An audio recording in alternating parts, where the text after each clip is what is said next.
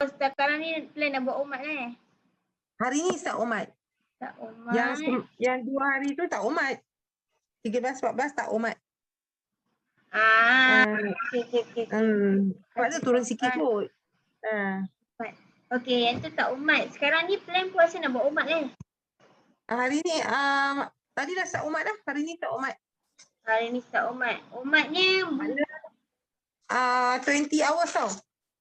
IF dan IFF.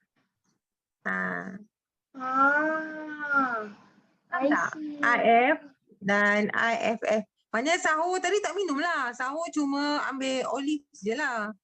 Olive oil dengan apa tu, sauda dengan MCT. MCT oil. Itu saja. Air. Buat air ni. Air lah. Bagi I tak ada kuih tak apa, tak kisah pun. Buka yang makan kita makan tu, salad dengan kita buat tu pun, dengan benda-benda tu pun dah kenyang dah sangat-sangat. Dah kenyang dah buka puasa. Ayam sekatul kan.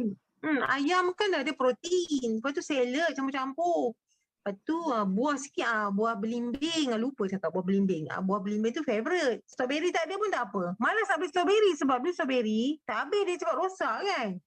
Kan? Strawberry dah lah mahal. Lepas tu cepat rosak. Malas lah. Lepas tu tak berapa sangat lah strawberry dah. Nak ambil belimbing lah, senang je. Stok saya cincau dengan chia seed. Itu gula tu dah ada. Anytime minum je lah. Kan? Tinggal bancuh je. Kita ajar dia orang sama. Dia orang buat sekali. Kita ajar dia orang.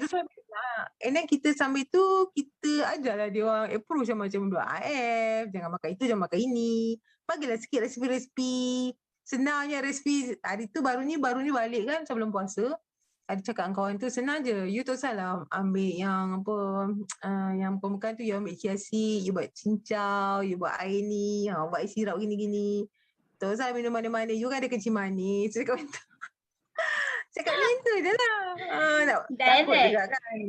Dah cakap tu gelak-gelak jugalah kan. So dia okey lah. Macam tu lah.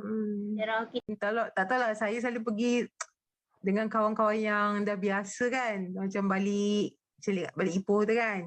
So dia pun dah tahu lah, tak payahlah Kak Syida ni dia diet, kita yang masak apa untuk dia.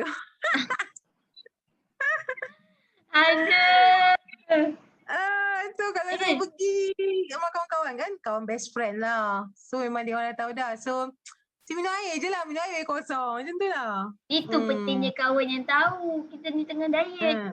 Senang nak diet.